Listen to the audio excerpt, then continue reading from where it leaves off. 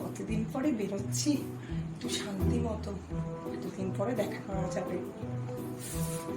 আবার তাড়াতাড়ি তাড়াতাড়ি বেরোই না, যদি আবার জানতে পারে তখন যে আমার কি করবে তার নেই ঠিক।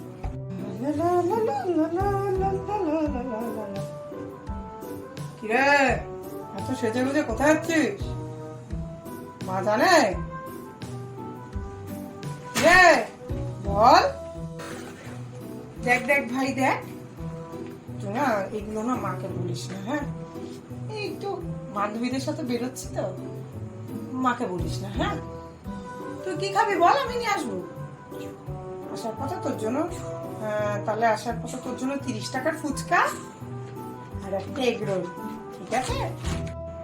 তুই যাচ্ছিস বান্ধবীদের সাথে এত সেজে গুজে?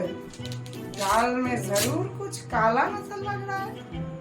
কোথায় যাচ্ছিস কোথায়? যদি সত্যি সত্যি না বলিস। মা,